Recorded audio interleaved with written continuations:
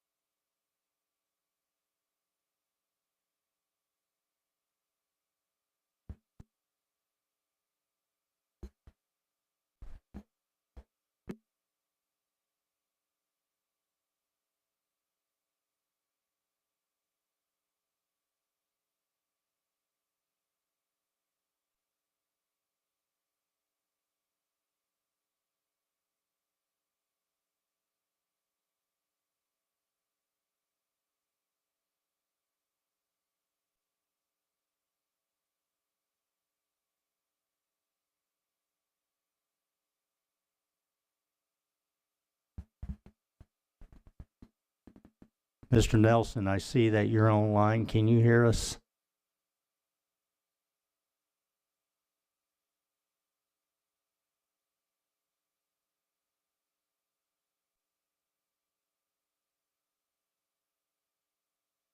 Mr. Nelson?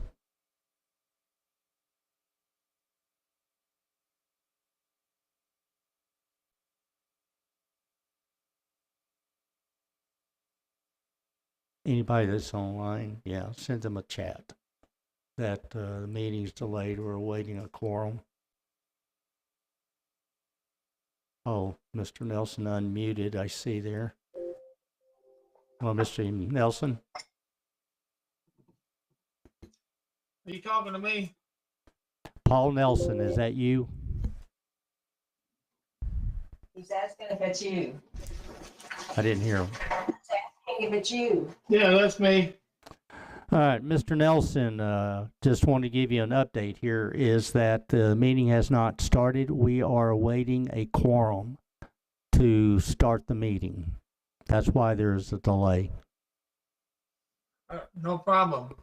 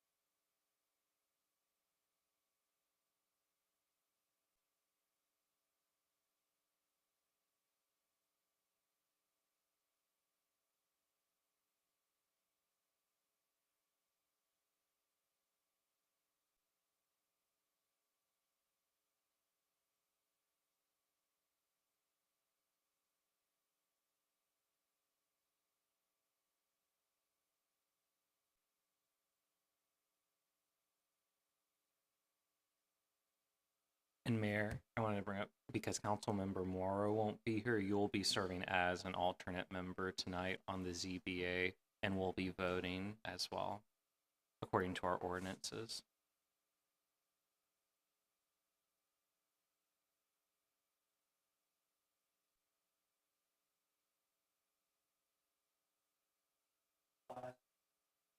Yeah, so it says that the mayor shall serve as the chairman / presiding officer of the ZBA and shall not vote except to break a tie. However, in the absence of one or more regular members, the mayor shall serve as an alternate member of the ZBA, and in that instance shall vote on matters pending before the ZBA.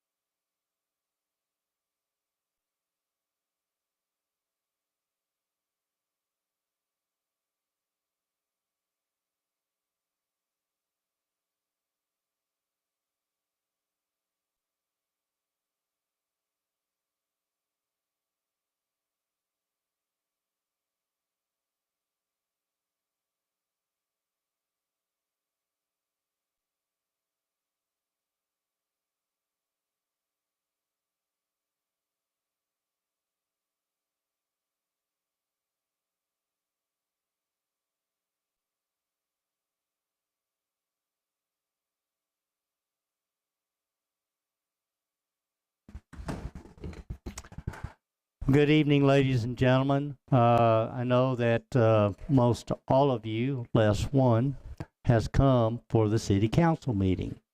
We had a hearing which is scheduled for 6:30, which is called the Zoning Board of Adjustment. And we have to have 4 members minimum of the council present to hold that meeting. Our 4th member just arrived. So we are going to hold that meeting.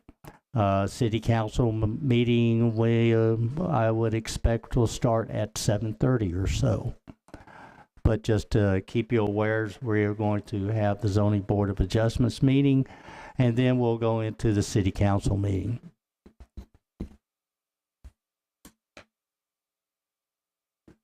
So I call to order the Zoning Board of Adjustment.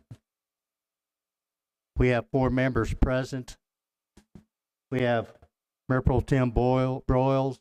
We have Councilmember Nahira, Councilmember Ricketts, Councilmember Horick in the chambers. Councilmember Morrow is absent. It's April 17th, 2023, 6:56 p.m. Citizen participation comments.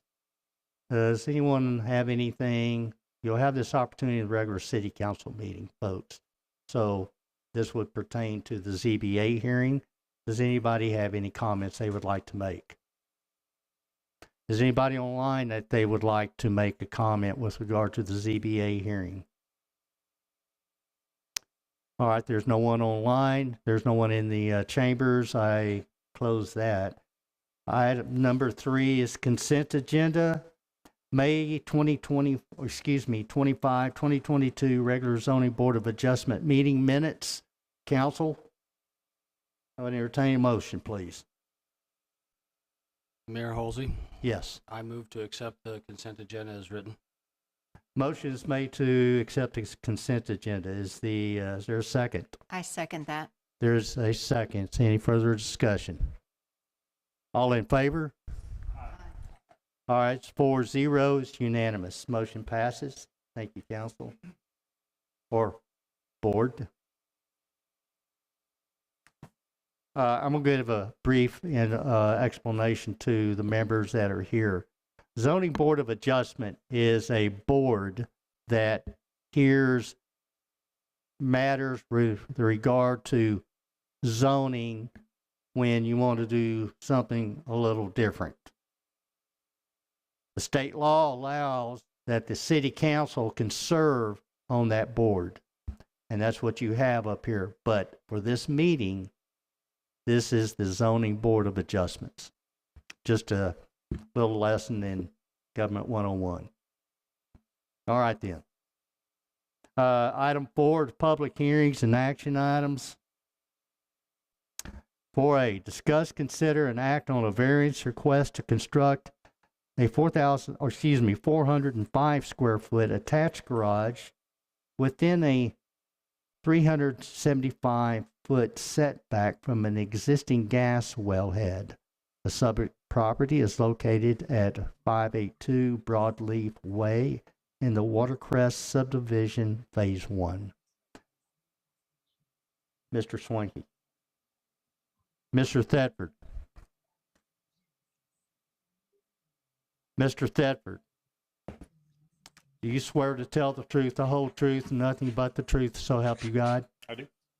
Please. Are we swearing everybody in? Or we just When doing they it? come up, I will. Very good. I'll take care of this end. Thank Very you. good. Thank you, Chairman, members of the board. As the chairman mentioned, this is a variance request to the Zoning Board of Adjustments to construct a 405 square foot garage onto an existing house in the Watercrest subdivision, Block C, Lot 6, Phase 1. So this is actually the plan is to construct the building or the garage onto an existing house within a 375-foot gas well setback. The PD ordinance, Exhibit BD9, contains a gas well setback of a minimum 375 foot from all residential structures measured to the center of the wellhead. Excuse me. In accordance to the zoning ordinance, the ZBA may approve or deny the variance request that is governed by the zoning ordinance according to the zoning, according to the Texas Local Government Code, the following. If the variance is not contrary to public interest and due to special conditions, a literal enforcement of the ordinance would result in unnecessary hardship, and so that the spirit of the ordinance is observed and substantial justice is done. You do have a site plan and application in your packet. The owner of the property requesting the variance is present. Do you have any questions? Does anybody have any questions of Mr. Thetford? Otherwise, I'll invite Mr. Wells to come up. I do. Where is the current garage located on here? Is it right next to this one? Is this going to be extending the garage? It is right next. It would be attaching this garage. Correct. Mayor Halsey, I do have one question also for Please. Mr. Thetford. Is there any safety considerations based upon the 375-foot setback? Not that I'm aware of. The fire code does prohibit anything within 100 feet. That is the only safety concern that I'm aware of. in the building materials, I'm assuming are going to be is what the house has now, correct? Yes. I also have a question. How far is it encroaching into the 375-foot setback? I believe it's about 10 feet. 10 feet? I see the site plan is 15 feet on the front and 4 inches on the rear. It's about a 9-foot, 10-inch encroachment into that setback. So sorry. So the widest part is 9 foot 10 inches. Is that correct? And the Oh, yes, that's right, and 9 the foot. That is within that setback, right? and then 4, right? Where the dotted line goes through. Is Yes, that correct? That's right. Is it encroaching on any neighboring residents? No.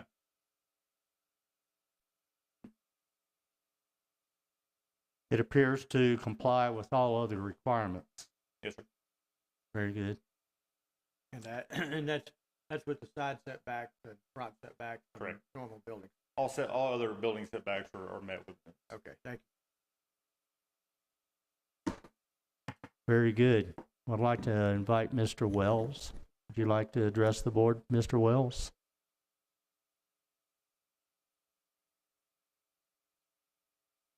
Mr. Wells, Stephen Wells, do you swear to tell the truth, the whole truth, nothing but the truth, so help you God? I do. Very good. Please proceed. Just describe to the board what it is you want to do. Yeah, so we're going to just be adding a third car extension stall. It'll match exactly the elevation and materials of our entire house, and it would be installing a driveway extension to tie into the front of that. But I guess if you all have any other questions for me as far as what we're thinking, I'd be happy to answer. Very good. Board, do you have any questions from Mr. Wells? All right. Thank you, Mr. Wells. Thank you. All right. Number 2 is open a public hearing on this matter. Is there anybody in the chambers or online that would like to speak to this matter? Ms. Montgomery, do we have any registered no, sir, we speakers? have not received anything. All right. Do we have anyone online that would like to speak? Is there anyone in the chambers who would like to speak? There are none. I close the public hearing. Let's go to 3, discuss, consider, and act. Okay, council, it's yours. Or excuse me, board. I just want to make a couple of comments. I see no issue with allowing this. I mean, it's only less than a 10-foot on the widest part of it and 4.4 foot on the narrowest part. So I see no issue with it as long as the building materials are the same as what the house currently is now. Mayor Holsey, Yes. I move to approve the variance request to construct a 405 square foot attached garage within a 375 foot setback from the existing gas wellhead. Motion is made to approve the 405 square foot attached garage with the 375 foot setback. Well, not with a 375 foot setback. Within. The motion is approved. Let me see if I get this right. To approve the request as presented. That's correct. 405 located at 582 Broadleaf Way. Very good. Is there a second? Mayor Halsey, I second that. Any further discussion? All in favor? It's unanimous. Motion passes. Oh, I have to vote. Yeah. Okay, 5-0.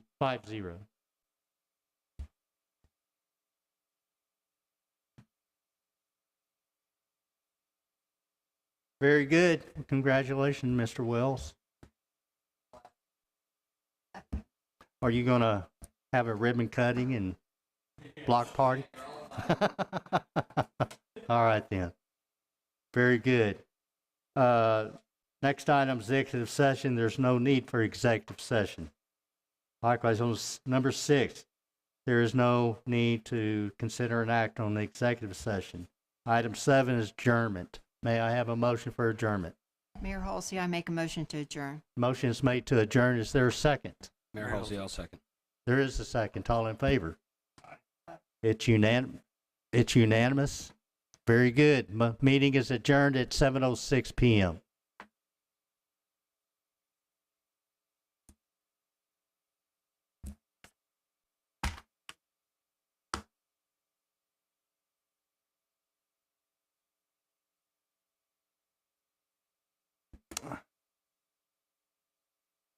We'll take a 3-minute break here if we may.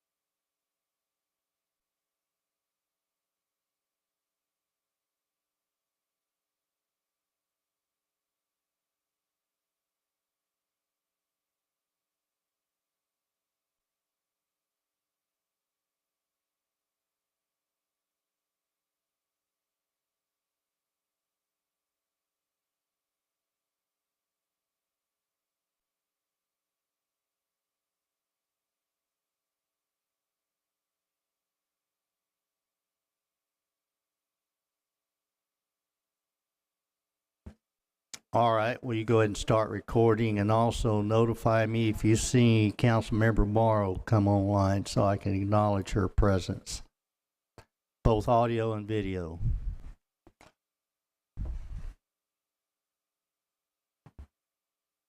All right, very good. Well, that wasn't bad. All right. Good evening, ladies and gentlemen, here in the chambers and those of you online. It's April 17th, 2023. It is 7:11 p.m.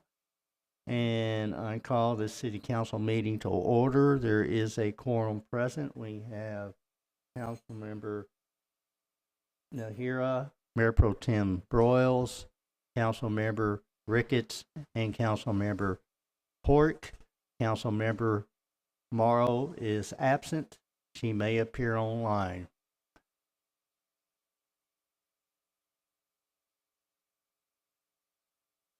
If you'd bow your heads with me. for the invocation, then we'll stand for the Pledge of Allegiance. But thank you, Almighty Father in heaven. Thank you for the many blessings you've given us. We thank you for your guidance. Be with us always. In Jesus' name we pray. Amen. I pledge allegiance to the flag of the United States of America and to the republic for which it stands, one nation, under God, indivisible, with liberty and justice for all.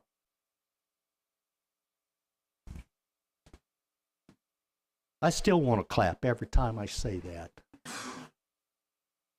But item number 4, we have a proclamation.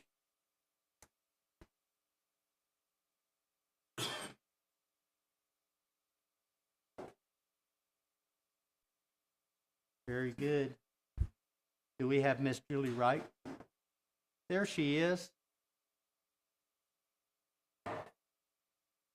Item 3A is a proclamation proclaiming May 2023 as Mental Health Month and May 10th, 2023 as Children's Mental Health Awareness Day.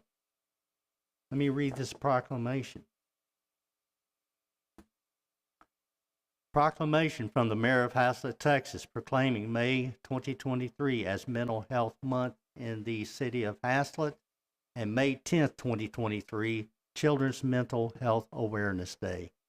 Whereas the citizens of the city of Haslet value their overall health and that of their families and fellow citizens, and are proud to support observances such as Mental Health Month and Children's Mental Health Awareness Day.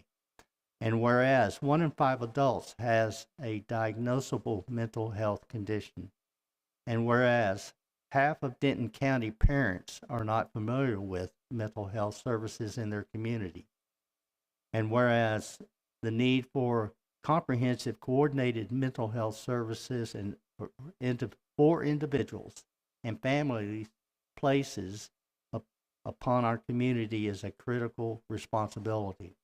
And whereas there is a strong body of research that supports specific tools that all Americans can use to better handle challenges and protect their overall health and well-being. Whereas each citizen, local business, school, government agency, healthcare provider, and faith-based organization shares the burden of mental health concerns and has a responsibility to promote mental wellness, recovery, and support and prevention efforts. Whereas the Denton County Behavioral Health Leadership Team, Denton County MHMR Center, United Way of Denton County, and the Wellness Alliance for Total Children's Health of Denton County, led by Cook Children's, through their unique partnership and prevention-based approaches to serving children and adolescents, are effectively addressing the mental health needs of children, youth, and families in our community. And whereas it is appropriate that a month should be set apart each year for the direction of our thoughts towards mental health, education, and the support of treatment and recovery. And whereas it is appropriate that a day should be set apart each year for the direction of our thoughts toward our children's mental health and well-being. And therefore, be it resolved that I, Gary Halsey, Mayor of the City of Haslet, do hereby proclaim May 23rd, May 2023 as Mental Health Month and May 10th, 2023 as Children's Mental Health Awareness Day, and I call upon our citizens and all agencies and organizations interested in meeting every person's mental health needs to unite this month in the observance of such exercises as will commit the people of Denton to increasing awareness and understanding of mental health, the steps our citizens can take to protect their mental health, and the need for the appropriate and accessible services for all mental health conditions.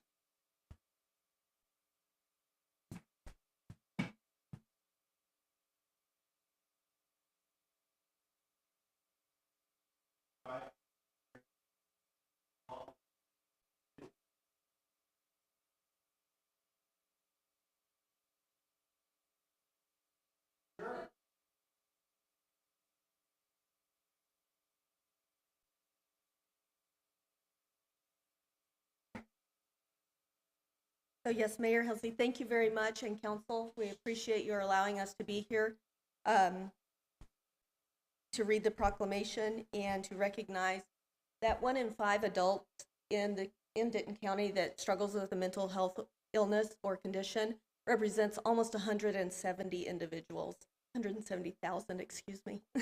Got the scale a little wrong there. 170,000 individuals in our county alone. Extrapolate that out to the state and the nation, and it's a huge problem. Additionally, 1 in 5 adolescents, our teenagers, and our preteens already have or will have serious mental illnesses or episodes in their life. But there is hope, and that is why we are here today. Mental health illnesses are both common and treatable. We appreciate the City of Haslet for helping us increase awareness of mental health conditions and resources as a part of Mental Health Awareness Month.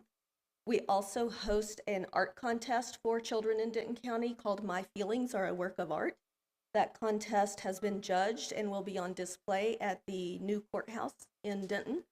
And I just forgot the date. But anyway, it will be, but it's also available online. If you go to watchdenton.org, you will be able to find the link to the gallery and see what the kids have created. And it's really amazing, and you can read their artist statements. It's very touching how they're able to express themselves. So thank you again, and we look forward to seeing you next year. Thank you, Ms. Wright, and your staff and all that you do. We appreciate it. Very good. Small round there.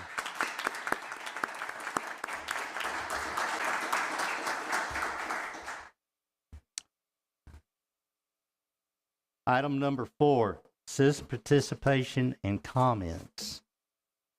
Do we have any requests to Yes, address sir. the council?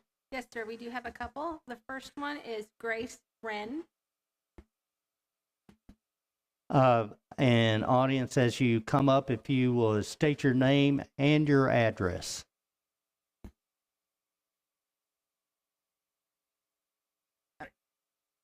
My name is Grace Wren, and I reside at 1239 Caraway Lane, just in the Caraway subdivision.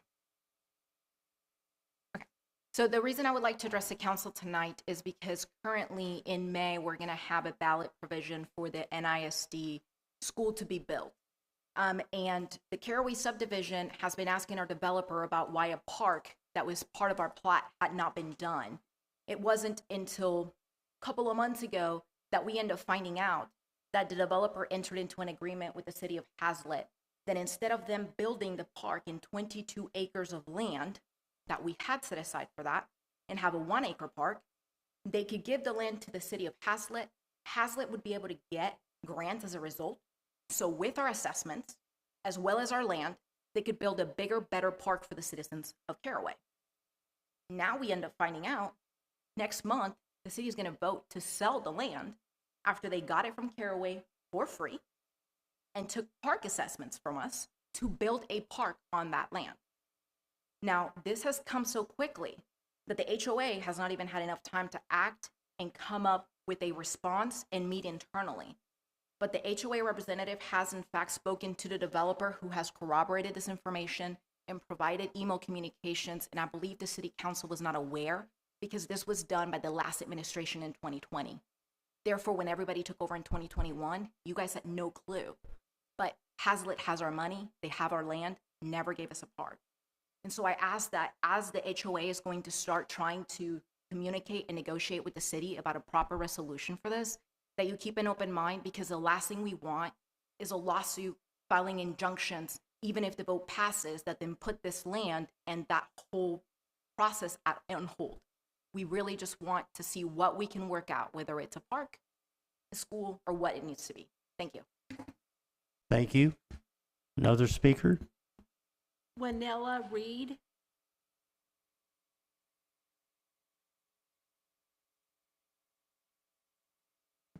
Good evening, Mayor and Council. My address is 1213 Marigold Lane in Caraway as well. My name is Winella Reed. I'm a member of the Caraway community as well as the first homeowner on the board of directors for Caraway. as Ms. Wren just stated, it has been recently brought to our attention that the land in question to be voted on was dedicated to the city of Haslet, and in our plat, in our CFAs, should have been built, and a park should have been built and maintained by the city. I'm here to ask if there is any consideration in holding off on the potential vote, because this is a direct impact to our community, and there's just so many questions that we have not had time to discuss with homeowners as well as with the HOA and the developers. I'd like to ask that you seek to find a win-win solution that doesn't completely remove the possibility of a park in this area as Haslet, as well as a school. From our understanding, the school only needed 2 additional acres, not all 22. And maybe there is a way to give the land back to Caraway, to the developers, and they can negotiate with the school district as well as to build a park, as well as our park fees are in question as to where that money has went. And sorry, I've got some notes here. And yeah, so I'd like to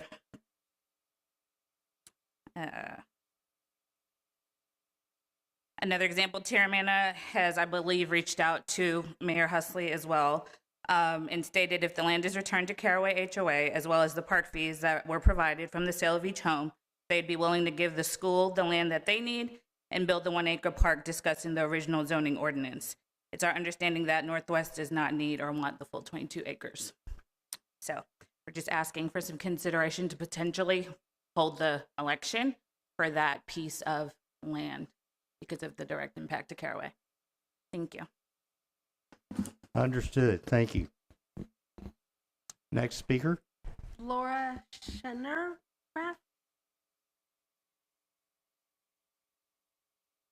Laura Slaughterhoff. I am a Your address, please. homeowner at 1195 Wild Center Way in Caraway. Mayor Halsley and Haslet City Council. Again, I'm Laura Slaughterhoff. We moved to Caraway to our home in December of 2021.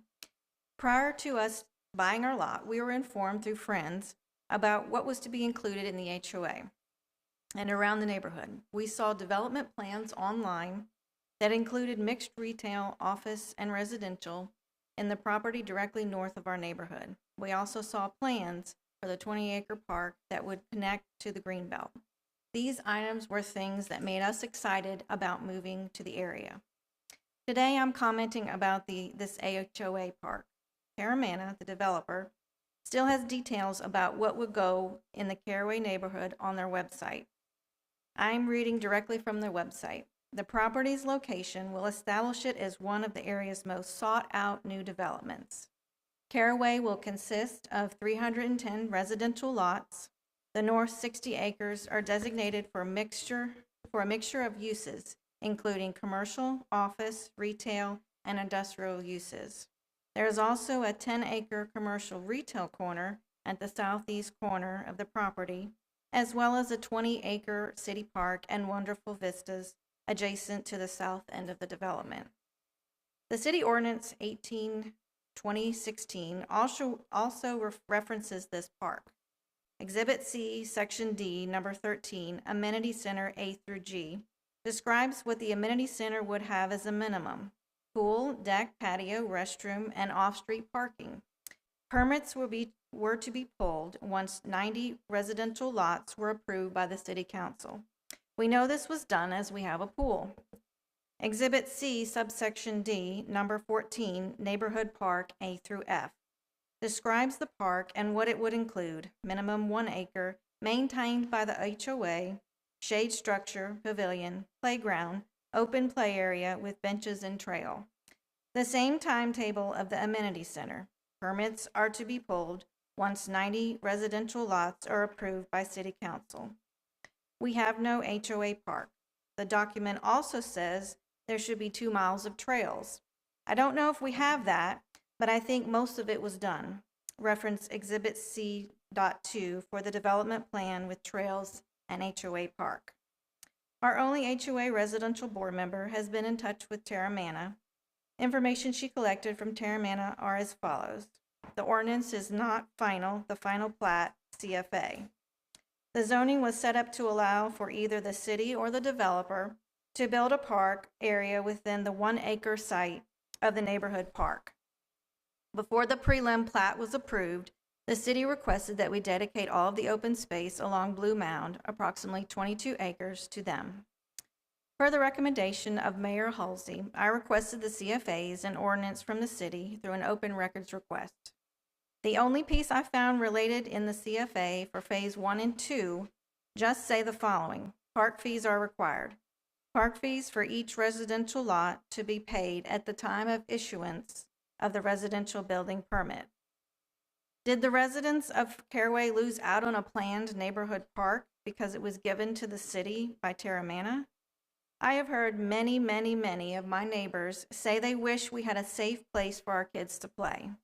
I am speaking for those that could not be here. Since this issue has not been resolved yet, and it involves the parkland you want us to authorize you to sell to NISD, I'm asking if there is any way we can delay the vote. The land that was tagged as an HOA park ended up being used for the amenity, the pool. And Terramana didn't build a park anywhere else. Now more land from the original plat is in the process of getting acquired by NSID. Don't get me wrong, I do want the school to be built at the corner. And I think we should find another spot in the neighborhood to have the HOA park built. Perhaps at the space where the Lennar trailer used to be at the corner of Indigo Way and Woodsage Way. This would be centrally located within our neighborhood.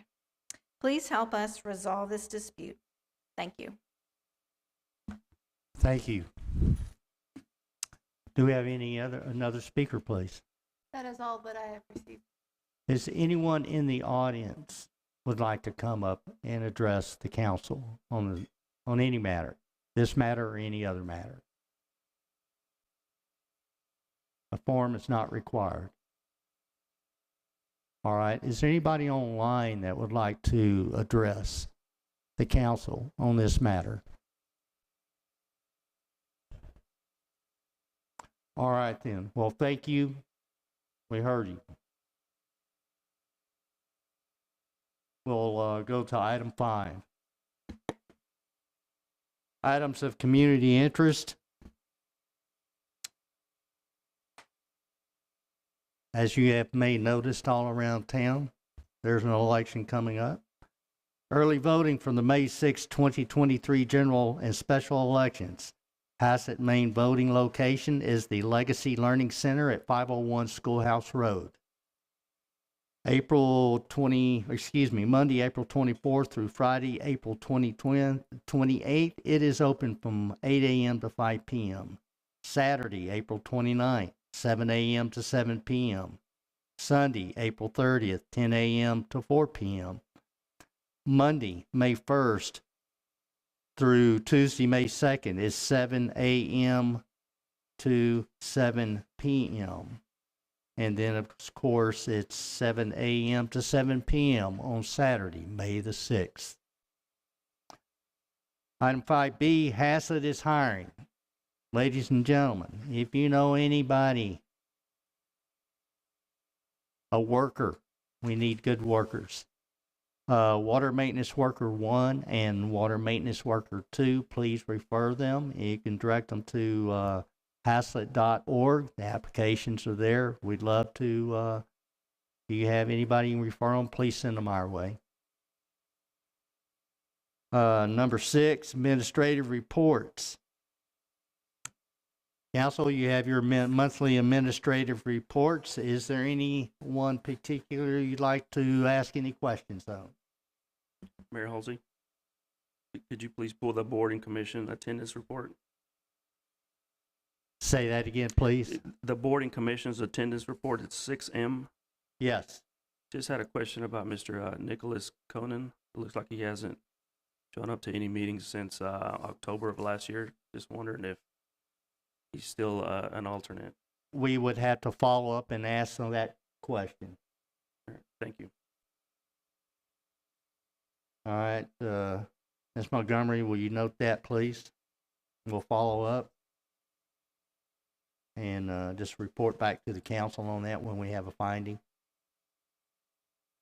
Any other report? Yeah, just on the EDC, the Economic Development Report, is there an update on the appraisal of the EDC properties? Mr. Swanky, what's our update? The appraisals should be done at any time. We were in contact with our appraiser last week, and he was finishing up everything. There's some new information that he just received, and that is on a recent sale just across the street. It finally came across at diagonal here, and he wanted to include that in the reports. We're hoping within a week.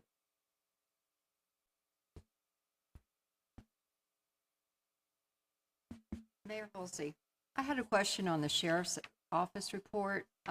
In one summative report on the March reporting, it had 14 911 hangups, and then on another one for the March reporting, it had 25.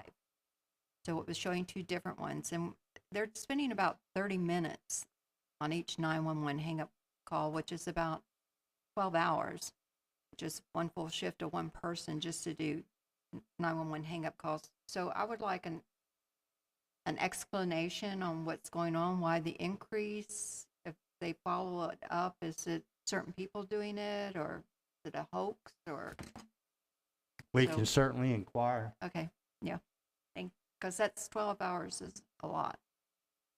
Okay. And that more affects the dispatcher. Right. Mayor Halsey had the same thing, and if you leave that report up just one more time. I had the same question basically on the hang-ups. I noticed a lot of them going on, but I also had another question, and again, maybe I've just missed it in the past, but I see a lot of what they call game room checks. Do we have an understanding, what is a game room check?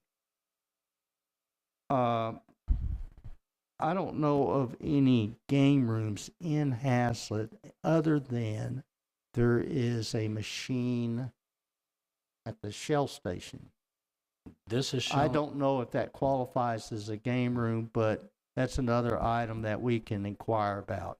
I'm just curious, there's different properties and it's saying game room check. And there's quite Very a few. good. We'll inquire about that. I think there were 14 this month, past month.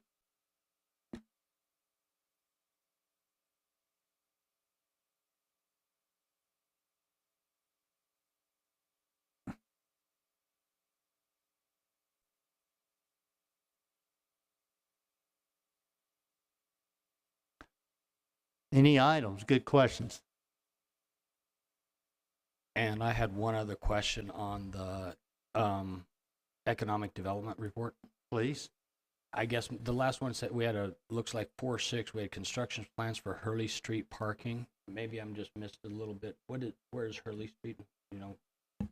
Hurley Street is, you know where Mai Tai restaurant is? Mai Tai's. You know where Mr. Jim's is? This is the parking lot we've talked about. Yes, that's that project. Okay. Any other reports? Any other questions? Very good. We will get those answers, and Ms. Montgomery will respond back to the council as a whole on each of these items.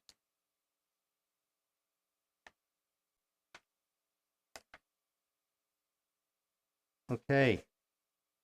Item 7. Consent agendas, approval of the April 3rd, 2023 regular city council meeting minutes. May I have a motion? Mayor Halsey, I move to approve the city council minutes from April 3rd, 2023 as written.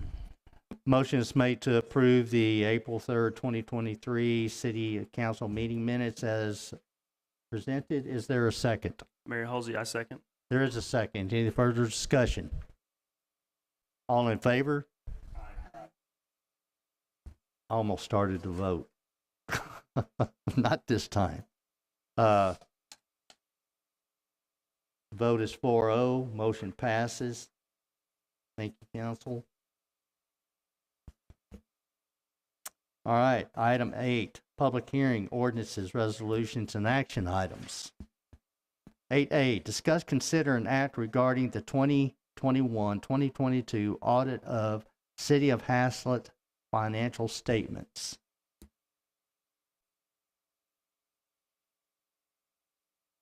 Ms. Lamb. For all of those who have not not met Ms. Lamb, it's Marcy Lamb, and Marcy Lamb is our financial director. Good evening, Mayor and Council. The audit firm of Vale and Park, we have two representatives from the firm online. One is Susan LaFollette, who's the principal, and Mike Vale, who is the managing partner. And they have a presentation, I believe, that you have that they wanted to present. I just thought before we turn it over to them, I'd just say that we have made it through another audit, which is always a good thing. And we truly appreciate the work that the firm does and their patience when sometimes we're wearing a lot of different hats as city employees and can't get back to them as fast as we might like, but they're very patient and they are very respectful and courteous of me and my staff, and try to be as cognizant of working with us and managing our time, and we certainly appreciate that. So I'll let them make their presentation, and if you have any questions of them or me, I'll come back up. Thank you. Ms. LaFollette, Yes. and please proceed. Can you hear me? Yes. Okay. Okay. Yes, I'm just very pleased to be here tonight to present the audit, and everything did go well, and we do appreciate Marcy a lot. So I will just continue on with this presentation unless, Mike, would you like to say something?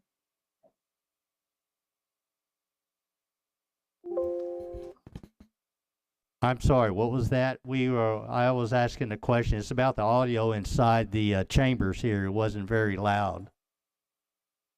Okay. Let's see.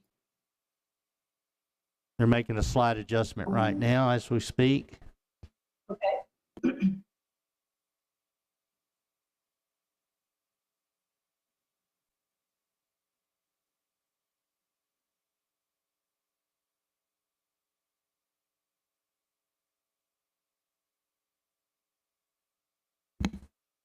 Good.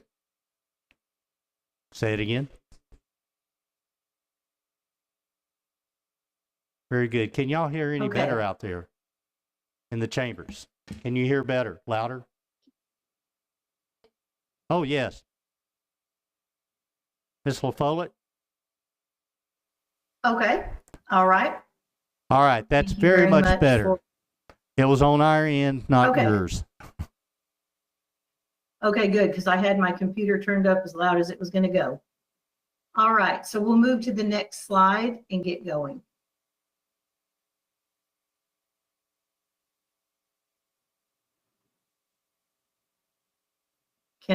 Do I control the slides or is someone else?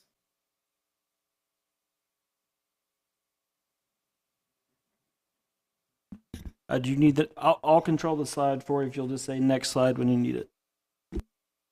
Okay, all right, thank you. Tonight's agenda will go over the objectives and scope of our audit.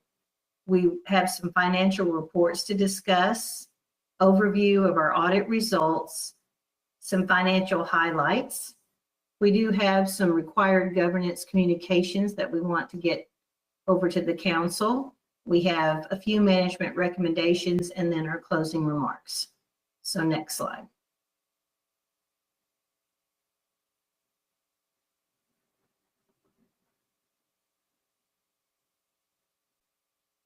We can go to, yeah, there we go. The objectives and scope of the audit. Our objective was to conduct an audit in accordance with government auditing standards. And we did plan and perform the audit to obtain reasonable assurance about whether the financial statements are free of material misstatement. We did do a full scope audit of your governmental activities, business type activities, your component units, which are your type A and type B in each major fund. Let's go to the next slide.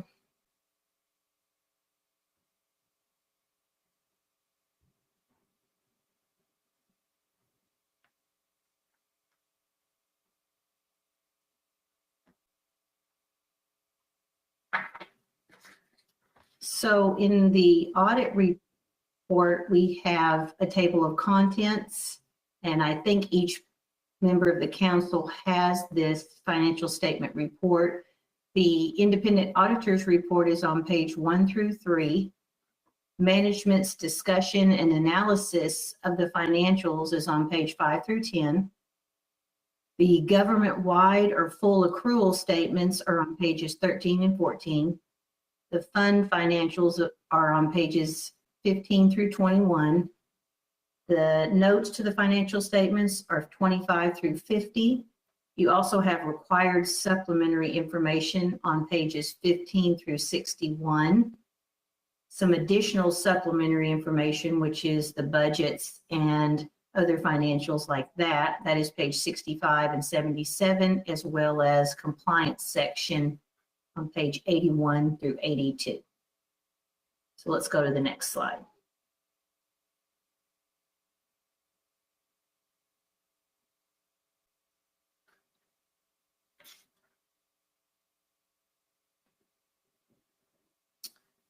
Overview of audit results. This is always the important part that most people want to see, and that is our independent auditor's report, which is on page 1 through 3, has an unmodified audit opinion, which is a clean opinion. There's no matters noted there that would be unusual, except for one emphasis of a matter where the city did implement a new GASB, which is GASB 87. Also, in the back of the report, we have the independent auditor's report on internal controls and on compliance. And it did show no material weaknesses and no significant deficiencies. Ms. LaFollette, the next please slide. define GASB for us, for the sake of GASB,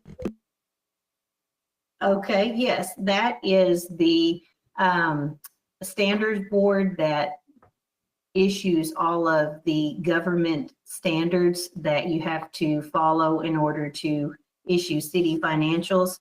So GASB 87 was on leases, and they have been issuing quite a few GASBs lately. And so those are just basically the required standards that we have to follow, and they come into effect in different years. And this was the year for the lease implementation.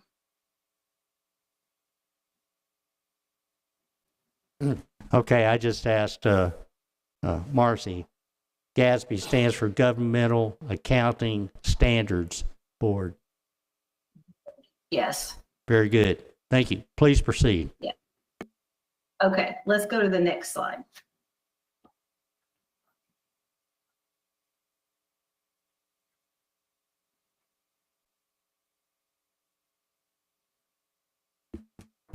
Is there a delay in Ms.? There's there's a delay in it coming up for me, if you're wondering what I'm waiting on. Sorry. Okay. Okay, so let's start with the financial highlights of your government-wide statements. Those are your full accrual statements, which are more like the industry statements that you would see if you were running a business, instead of your modified accrual, which is your fund statements we'll go over here shortly. We will focus in on one area that we like to look at, which is net position. And that is your assets minus your liabilities and deferred items. And it basically gives you your equity or net position. And that net position of the city at the end of the year was $67,060,284. Overall, the net position of the city did increase by 11.8 million, or 21%. And these increases were due to 1.3 million for increases in sales tax and 1.2 million in increases for charges for service. Also, the city did receive intergovernmental revenue from the Type B fund in the amount of 3.64 million. Your unrestricted net position of the city is 22,846,684. And we like to look at the unrestricted net position because that is the portion that is available to use for the city's ongoing bills and needs. And that did increase this year and the by $7,073,399 or 45%. So those are positive results. Let's go to the next slide.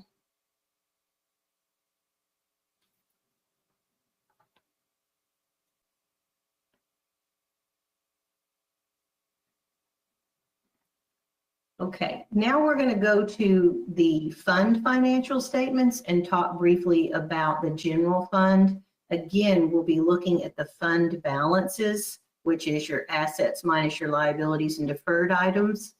Further, we'll look at the unassigned fund balances, which are the ones that can be used to meet the city's ongoing obligations. So at the end of the year, you had $10,456,413. And that is up from last year's 7.8 million, with an increase of 2.6 million. This represents a very healthy 11.6 month reserve. And usually a city would like to strive for 3 to 6 months. So you're well over that. And basically how we come up with that calculation is taking the general fund's expenses divided by your unassigned fund balances and determining how many months you'll have if you got into an emergency situation. So let's go to the next slide.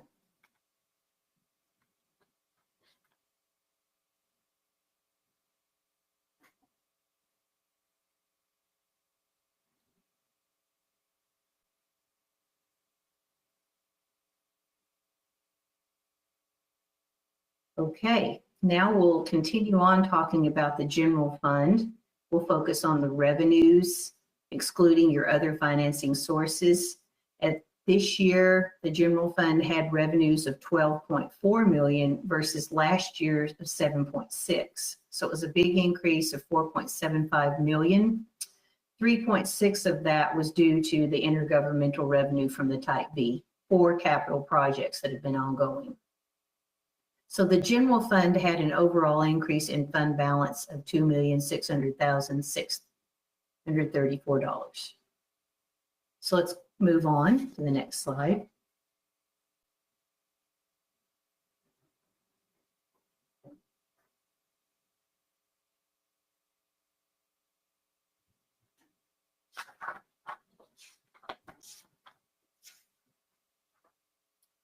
Now let's move to the water and sewer fund. And by the way, the water and sewer fund is already full accrual. So it isn't modified like your general fund is, but that we'll look again at the unrestricted net position, which is the equity, and further the unrestricted portion of that equity that's not spoken for in some other manner. And you had 9.4 million at the end of the year versus 6.5 last year. And this does give you a 24-month reserve. So that's also very, very good. The Government Standards Board that we talked about, the GASB's, doesn't really give a certain reserve for this fund or a limit or a recommendation of 3 to 6 months or whatever, but still 24 months is excellent. That's basically 2 years. The total net position overall increased 2.7 million or 14%, and that was 1.5 of that was due to increases in charges for service. So let's go to the next slide.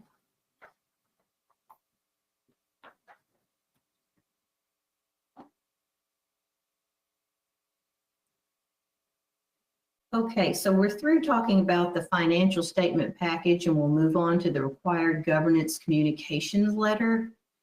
Everything in that letter is basically standard language, and I would encourage each council member to read that, but I will draw your attention to the attachments. Attachment 1 is the audit adjustments that we had for the year, and there was 8 of those.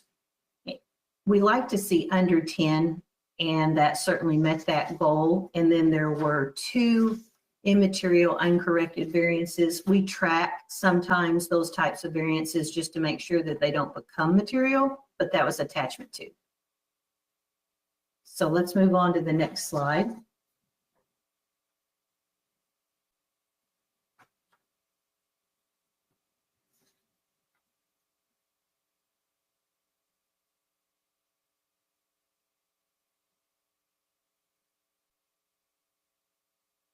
Okay, finally, we'll go over our second letter, and that is management recommendations. These matters are basically ways to strengthen internal controls and operating efficiencies, but none of them were significant. Just pointing out to management and letting council know what we did point out to management in writing. Unbilled revenue is typically not evaluated, but overall, it's not material to the city, but we do recommend management keep an eye on that in case it does become material. The second thing was capital assets, just being sure to review the depreciation schedule and make sure that everything is properly booked in conjunction with the additions and disposals and depreciation for that year. The new GASB 87 that I mentioned before was implemented, and it'll be an ongoing process that will have to be updated by management. And the city does have lessee and lessor considerations. So we recommend that. And then the American Rescue Plan funds are all in deferred revenue right now because they haven't been spent, but we do recommend that the city follow those funds and make sure that they're in compliance with those federal requirements. So let's move on to the next slide.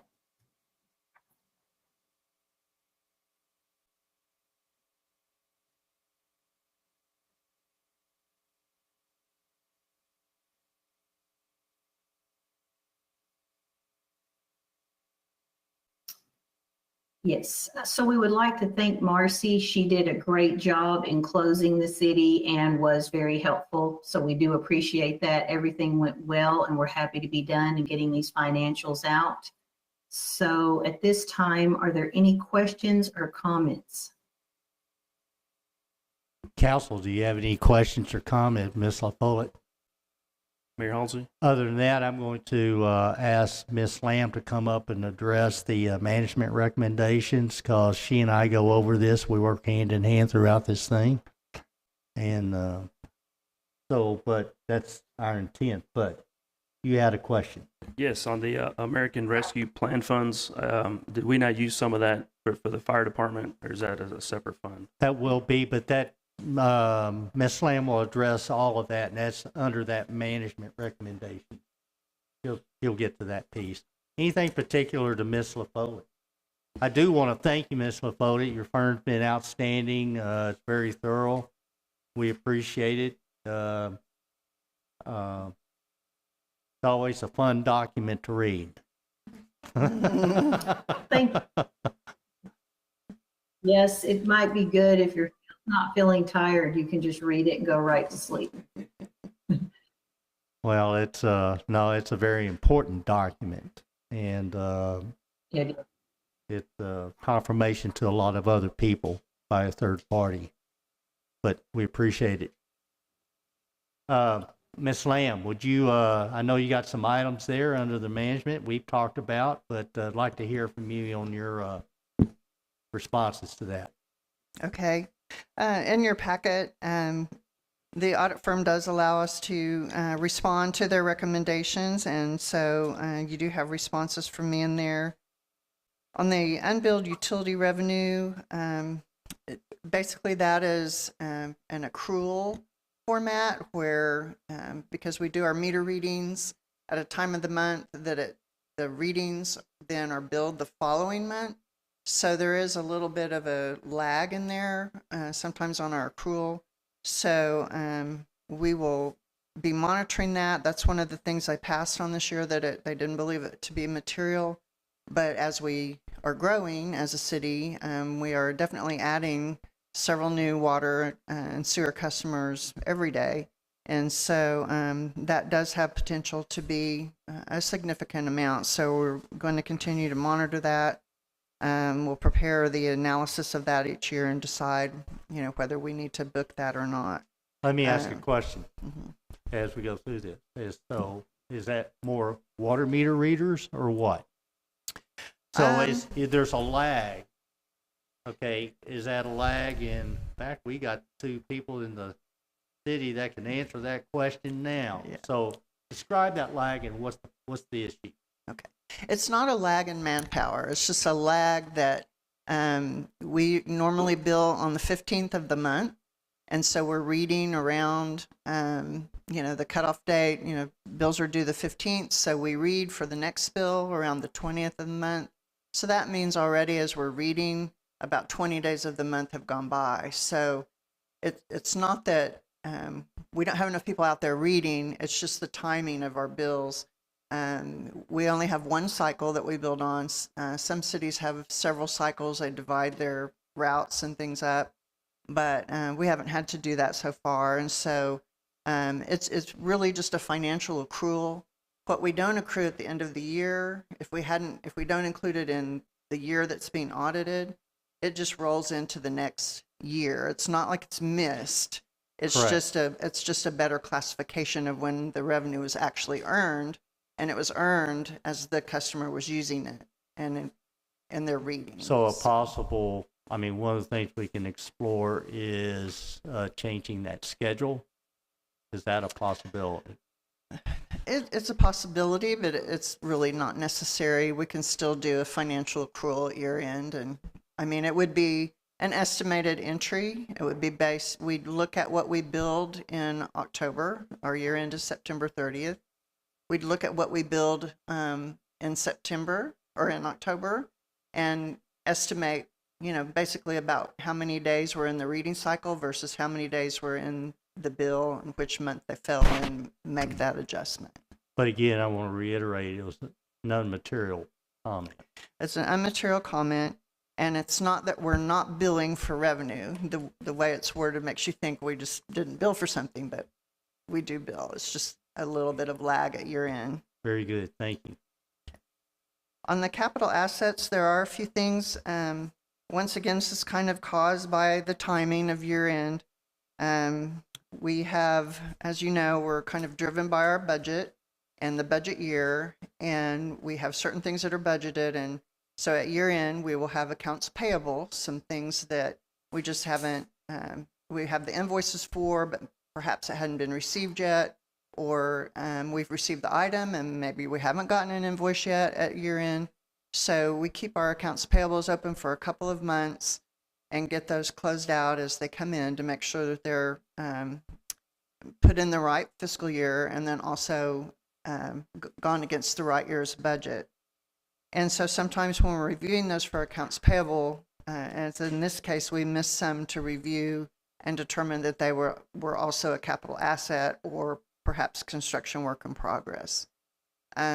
So once again, it's a timing matter. If we missed them this year, they would have occurred and been booked in 2023.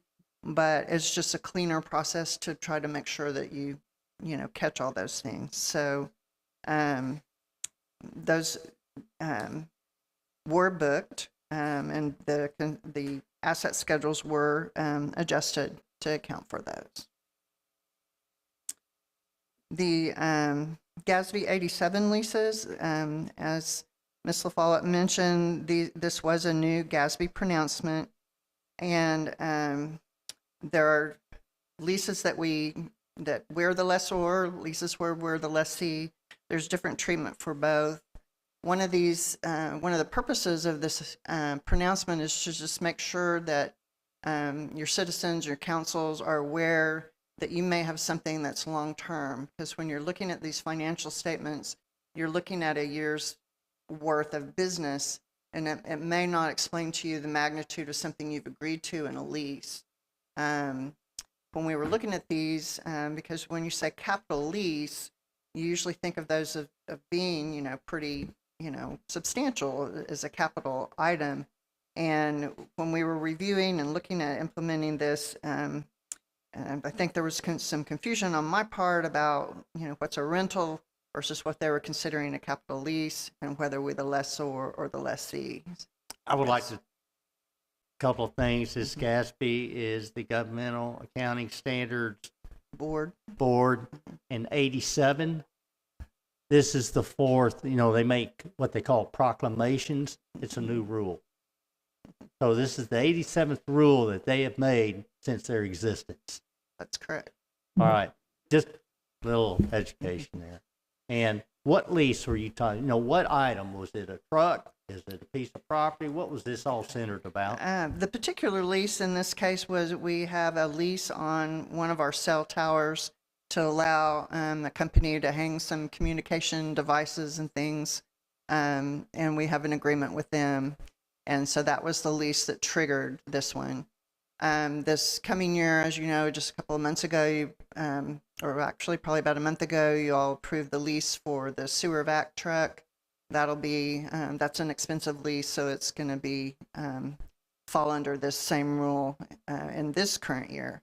So going forward and as the city grows, we may have the opportunity, you know, for other equipment purchases or lease purchases that might fall under this, or you know, leasing, you know, some other one of our facilities, whether it be a cell tower or something else. So it's the basic reason for it is to just give a more of a long-term picture of an obligation that you might have. You say give them. Who is them? Them, you, the citizens. Okay. You know. All right. Yes. That's my question. The readers of the financial statements, whoever would be interested, you know. So basically my question is we're seeing this every year in our budget and we're looking at those leases and stuff. This is just providing us a higher visibility of those leases. Yes. Okay. You're seeing the year effect. You're not seeing the total effect. So this is geared towards the total effect. The other item was the American Rescue Plan funds. And we received 2 different tranches of these funds, one at the very, very end of the year in 2021 and one at the end of year in 2022. And the expenditures really have just begun in this fiscal year. So we have received the funds. We've been making the reports that are required under the grant, and we will continue to do that. In fact, we just filed one this week that's required. In that grant, there are certain benchmarks and timing for when you report, what you report. As you all know, there are certain rules about what you can even spend the grant funds on, so there's compliance issues there. And so we're just now getting into, you know, starting to expend those funds.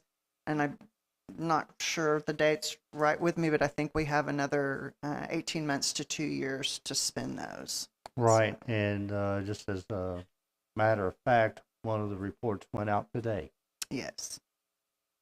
And then the EDC Type A and Type B items, that was a comment from last year's management letter, and they're just explaining to you that that has been resolved. We didn't have a repeat of that issue this year.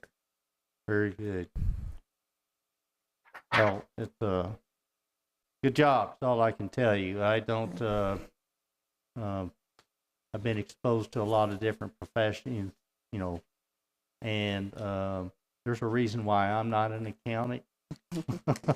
And there's a reason why I'm not an engineer. Engineering is a lot better here for me, but nonetheless, Marcy does an excellent job, and I think our audit team, they've done a very good job. But there's I'm about your new staff accountant. Yes, very exciting. I do have a new staff accountant. She's already working on the budget as we speak. So I'm very excited that she's on board. Her name is Tracy Maruri, and she's in her third week. And so far, she's been able to pick up everything I've showed her, and she is actually familiar with governmental accounting. She's had classes, which is kind of rare to find a candidate that actually chose to study that.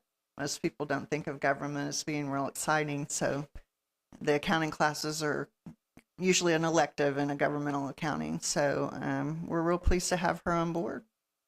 Yeah, and I just want to let everybody know, of course, if you're in business out there, you understand how difficult it is to find somebody to work, someone to hire, a good person, a quality person.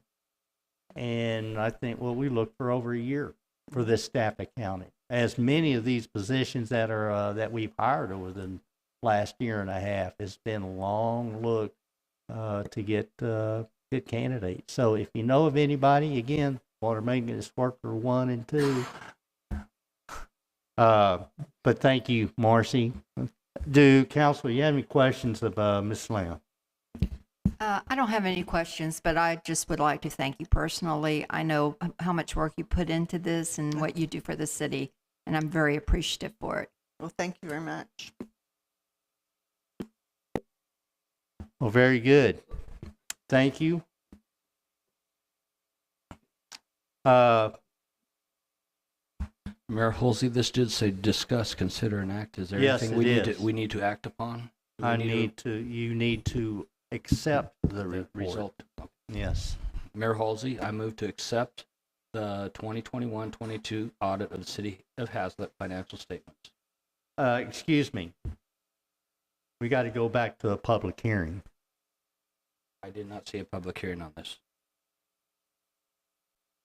Do we hit? Oh, we don't. That's right. I'm sorry. I'm looking at 8B. All right. So you've made the motion to accept the financial audit? Okay. I made the motion to accept the 2021-2022 audit of City of Haslet financial statements. Motion is made to accept the 21-22 audit of the City of Haslet financial statements. Is there a second? I second that. There is a second. Any further discussion? All in favor? 4-0 is unanimous. Item 8B. Discuss, consider, and act on an ordinance amending the Haslet Code of Ordinances by removing surface parking lots as a primary allowable use on general commercial properties pursuant to Article 4, Table 4.1-1, and subsection 4.2.5 of Chapter 14 of the zoning ordinance. Mr. Schwanke. Mayor Halsey and members of the council, this is an ordinance that removes commercial parking lots out of our ordinance. This was precipitated by a couple of people who wanted to start making truck parking lots in the city. And so we started looking at it where they wanted to do it, and it wasn't allowed in industrial, but it was allowed in general retail. So we decided to take a look at that, and the ordinance wasn't very well defined just what could be put in a commercial parking lot. And so we started out by saying, well, let's just limit it to automobiles, motorcycles, and pickups. And then after just further thinking about it is, why do we want commercial parking lots in the city? You know, to bring people in, park, and maybe go somewhere else, but it eats up a lot of general retail land, and that's not really something that we wanted to see. So we have actually struck it out of the ordinance for commercial parking lots. Now, if you have a parking lot that's associated with a business for those uses, that's perfectly okay. Or a public use, if you have public parking for that, it's okay. They're not commercial. But this is to eliminate people who want to rent spaces out to individual cars. And that is the purpose of this ordinance, is to take that out. Very good. Anybody have any questions of Mr. Schwanke? So there wasn't actually anyone asking to have their lot as a business, run as a business, like the park big trucks. Is that what your concern is? That was the way it started out. Was we had a request to actually have a parking lot where people would just bring their 18-wheelers in and park them and leave. Well, that's just more truck traffic that was going to be brought into the city for non-business type activities. And that's really something we really didn't want to see, is more truck traffic, 18-wheeler in the cities. The question was, it was a commercial property that they came and asked to do that, or was it an industrial one? It was an industrial. It's industrial. Okay. Understood. Any other questions? Okay, if not, I will go to the public hearing. Open the public hearing. It's 8:11 p.m. Is there anybody who would like to, in the chambers here, would like to speak on this topic? Do we have any requested speakers? Yes, Ruth Dew. Miss Dew, would you please come up? And again, your name and address. Thank you, Mr. Mayor and Council. My name is Ruthie Dew. I live at 128 Schreiber Drive in Haslet. And on this topic, I also serve on the Type B Economic Development Board, which has a project underway to build a, what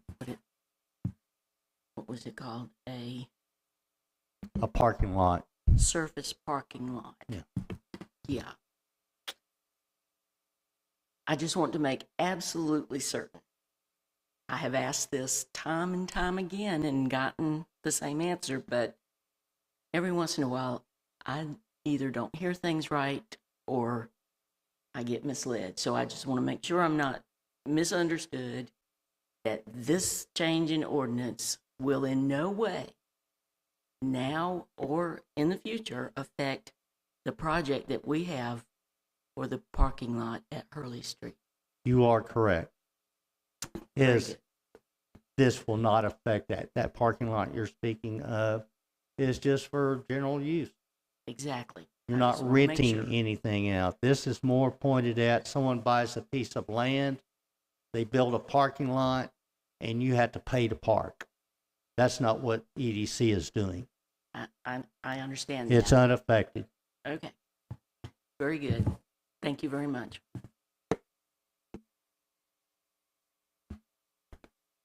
All right, council, any questions? All right, let's go to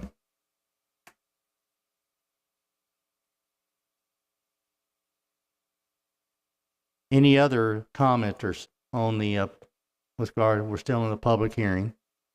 Anybody online?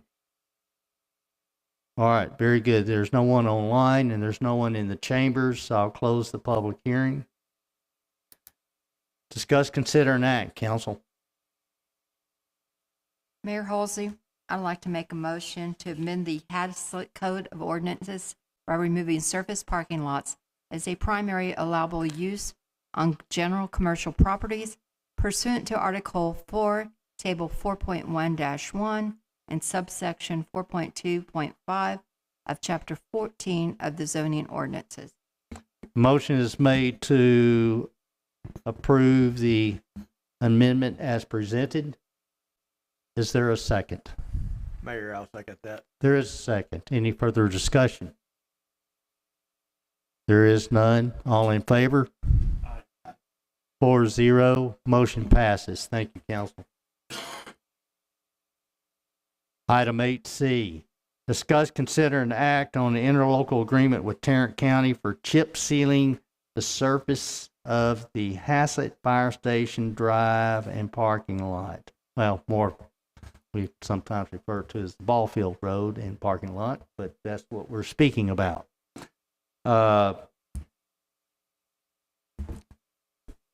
Please. Mayor and Council, if you'll allow me to do the presentation from here so I can still run the display. This item is for an interlocal agreement with Tarrant County for that chip seal surface on the Haslet behind the fire station, that road and the parking area. So that is a chip seal surface, which is a aggregate and an emulsion, and that'll be used as a dust control measure and a solid surface for drive and park. There is no, as far as estimate of when they would start that would, if approved, would usually be prior to August, but no schedule there, and then typically only take an estimated amount of 5 days to complete. All right. Any questions for Mr. Tucker, council? Yes, I have a question. Are they going to be striping the parking lot? There is nothing in this plan for striping that I've seen. Typically, that is another item that an ILA could cover, but there is no striping in this that I'm aware of. Okay, so we could request that maybe to stripe the parking lot, and would it be at their expense or our expense? It would be at our expense At for our the expense. materials, the labor. Typically, with an ILA is covered. With these projects, we do material cost and then 50% of. Now, it is, yes, we can request that, but this ILA is specific to the chip seal only. Correct.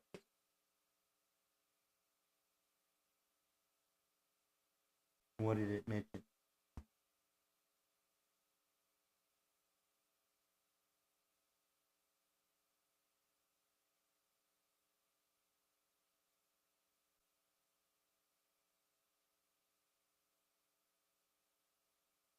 All right, Mr. Tucker, what we would do to proceed requesting it from the county?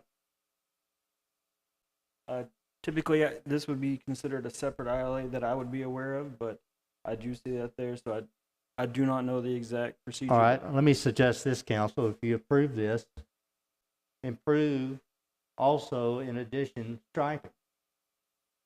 And should it be reasonable, you know, not as reasonable, it doesn't cost the same amount to stripe it as it does to chip seal it, then we can go ahead and execute that. Would that be your desire, or do you want to do chip sealing only? So what I would suggest, if whoever makes a motion, you can make it in that regard to chip seal only or to chip seal and stripe.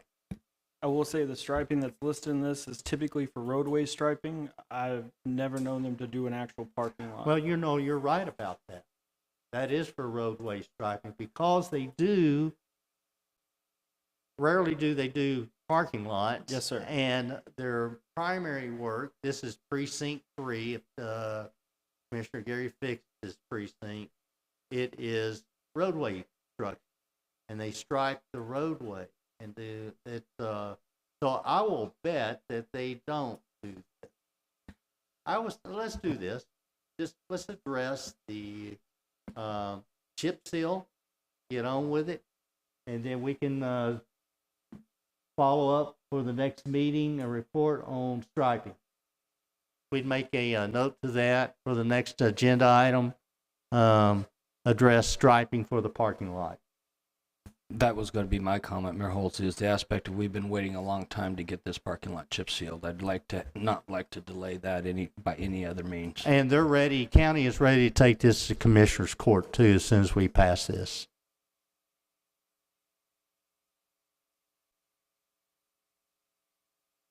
Mayor Holsey? Yes. I move to approve the interlocal agreement with Tarrant County with the chip sealing the surface of the Haslet Fire Station Drive and parking lot. Motion is made to approve the interlocal agreement with Tarrant County for chip sealing the surface of the Haslet Fire Station Drive and parking lot. Is there a second? Mayor Halsey, I second. There is a second. Any further discussion? All in favor? Unanimous. Motion passes. Thank you, council.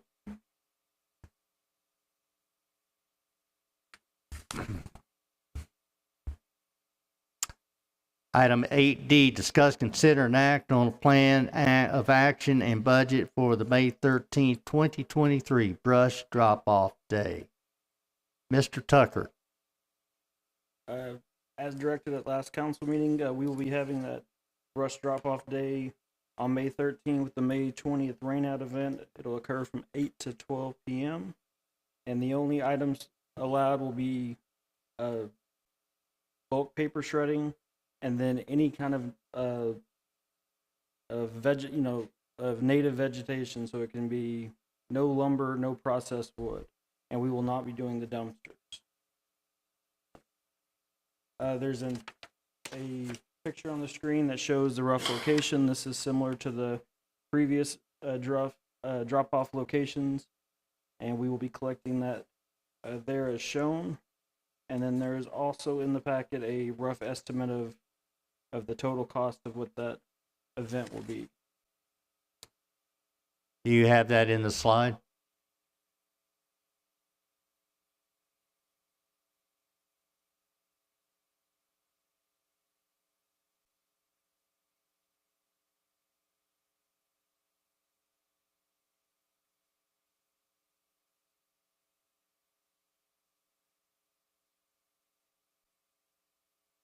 There it is.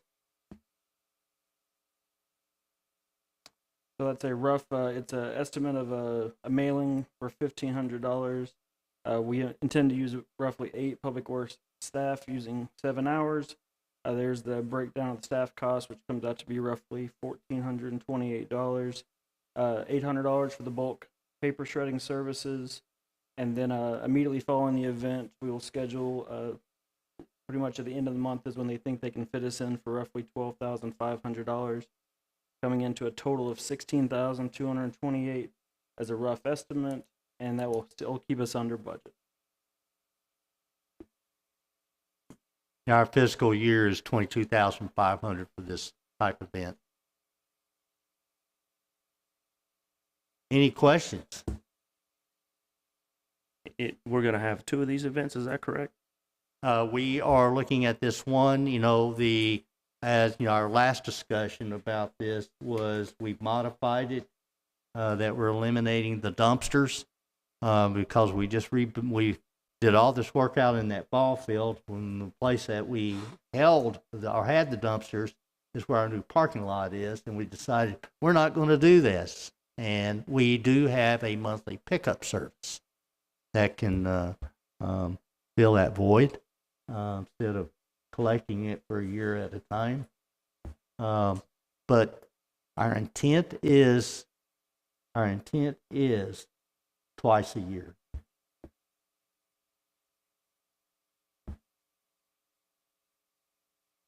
So my question, we're going to look at this on the 13th, but we have a budget for $22,500. If we're seeing it come in at about $16,200, if we do it twice per year, we may have it maybe going over budget. We would have to, for that line item, yes, and we would address it at that time. But you're correct. And the primary issue, the driver of that being, is the chipping and hauling it off. So the program was set up, they would wait a couple of years to hold this material, but that's exactly what we don't want to do, is hold it anymore. So we just have to recognize that comes at a cost. And Council, is there any other questions? Any other discussion? We have a speaker at the podium. I'll acknowledge the speaker, and would you, your name and address, please? Chris Halsey, 2003 FM 156. I just want clarification. It says resident mailings for brush drop-off notification. And just to confirm that was going to include the Republic trash monthly pickup notice. I thought at that last meeting that's part of what that mailing was going to be. Good question, and short answer is no. And the reason being is that we contacted Republic Services and said, please send us your flyer that describes all your pickup, what you pick up, what you don't. If you cut limbs up, how long do they have to be? All those directions, things that you accept, that you don't accept. And Republic did not have a flyer that they could send us. And they said, we will send that to our art department right away. And that's a minimum of a 10-day turnaround. Well, then I directed the staff, we'll come up with this brush drop-off flyer. We can't wait to 5 days before the event. So we're going to get that out here, hopefully the first part of this week, and get that mailed out separately. When we get the Republic Service flyer, we will do another mailing. It'll be another $1,500, but we will mail that out to every resident. We will also have it on our website. I'll urge all of you to go to our website, haslet.org. Bottom right, as the screen comes up, you'll see Text My Gov. Sign up to that, because we'll put a news flash out. Maybe once a week, maybe every 2 weeks. Things that this will be on it. Bad weather coming in the next couple of days, like hailstorms, stuff we've experienced in the last couple of months. We put that on there. Anything, our events, whether it's, the Easter egg hunt, anything else, 4th of July coming up, those type of events. But you don't get a lot of email from us. It's maybe once a week at the very most. Maybe once every 2 weeks is the norm. So please sign up on that, and you'll still get that notification. But we intend to mail them out again after this. And we'll still be under budget. We'll just have to address the budget when we get that coming year. All right, then. Any further discussion? All right, then. I could use a motion to accept this budget and action plan.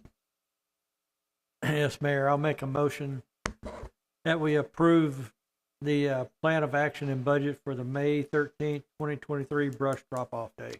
Motion is made to approve the budget and action plan for the May 13, 2023 brush drop-off day. Is there a second? Mayor Holsey, I'll second. There is a second. Any further discussion? All in favor? It's unanimous, 4-0. Thank you, council. Executive session. City Council reserves the right to adjourn an executive session during the course of the meeting to seek legal advice from its attorney regarding any item on the posted agenda as authorized by Section 551.071 of the Texas Government Code. Additionally, pursuant to the provision of Chapter 551 of the Texas Government Code, City Council may adjourn an executive session in accordance with the authority contained in Section 551.071 and Section 551.072. So at this time, it's 8:28 p.m. I recess the open meeting, and if we could meet in the boardroom in the next 5 minutes, then we will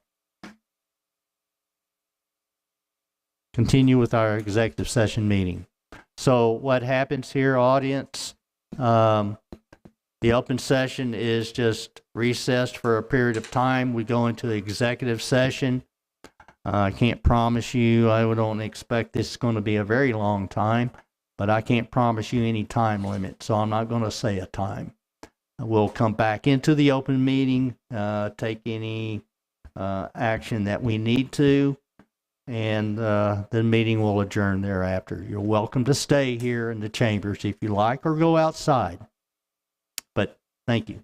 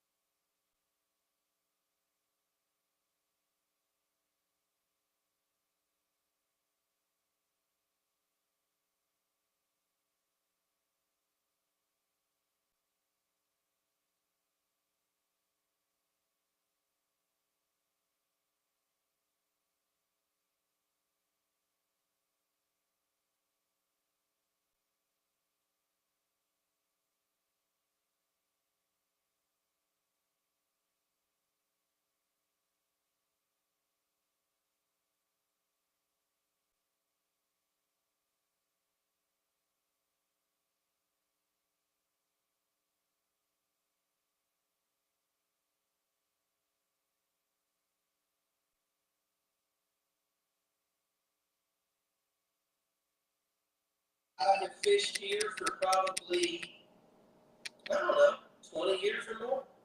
Probably since, yeah, probably 20.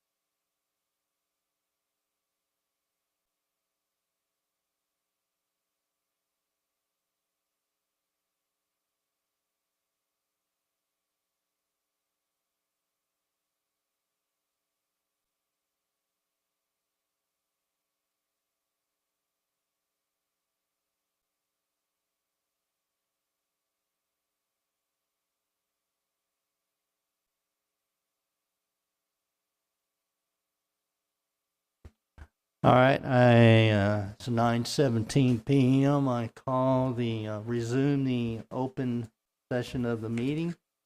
There is a quorum present, and that being Councilmember Nahira, Mayor Pro Tem Broyles, and Councilmember Ricketts. So let's go to item,